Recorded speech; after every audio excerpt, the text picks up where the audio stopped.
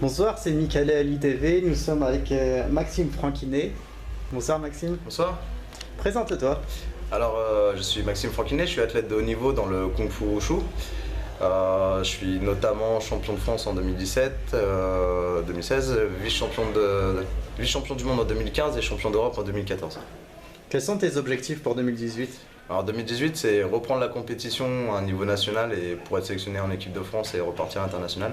Vu que j'étais blessé il y a 1 an et demi, il faut reprendre tout le circuit habituel de sélection. Et tu as des titres de champion de France? Alors je suis champion de France, j'ai été champion de France de 2008 jusqu'à 2016 à mon arrêt. Pourquoi le Kung Fu n'est pas encore sport olympique? Alors c'est justement, on est dans les listes avancées pour être sport olympique. Là, aux dernières Olympiades, il y avait une concurrence entre le karaté et le Kung Fu. Bon, c'est le karaté qui est passé. Donc sur les prochains JO, normalement, à Paris 2024, on devrait intégrer les Jeux Olympiques. C'est ce qui se dit à l'international. Et ce serait un beau cadeau, surtout que c'est en France. Ah, ça serait sympa pour nous et ça serait une grande opportunité à faire découvrir ce sport magnifique, cet art martial. Et comment ça se passe au niveau, est-ce qu'il y a des points ou comment ça se passe par rapport Alors, au en fait, classement? dans le Kung Fu, il va y avoir deux formes de compétition. Il y a une forme de combat où il y a deux personnes qui vont s'affronter sur une plateforme à surélevé d'1 mètre de haut.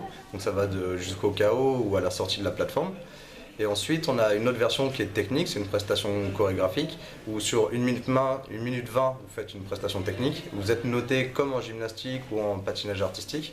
Et en fonction de ce score-là, vous avez votre classement. Il y a des coups qui sont interdits dans le Kung Fu.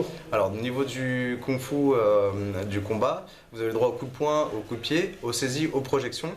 Donc vous avez tout ce qui est partie lutte, plus attraper la jambe et faire tomber. Une fois que vous êtes au sol, il y a un esprit chevaleresque où justement vous allez arrêter le combat et vous remettre debout. Et au niveau des points, comment ça se passe? Alors des points, après quand vous tombez, vous avez 2 points. L'adversaire a 2 points si vous tombez. Si vous donnez un coup à la tête, un coup au corps, vous avez 1 point et ça se fait un petit cumul comme ça. D'accord. Et ils ont dit qu'ils allaient changer le barème de points ou ça va rester comme ça? Non, pour l'instant, il n'y a pas d'évolution prévue dans le système de points pour le combat. C'est un combat ça fait longtemps que c'est mis en place, ça roule très bien et normalement ça ne devrait pas changer. Après, peut-être pour les Jeux Olympiques, pour quelque chose de plus spectaculaire, il faudra peut-être changer, je sais pas. Ça, c'est pas mon ressort. Merci Maxime, on espère vous voir à Paris 2024 alors.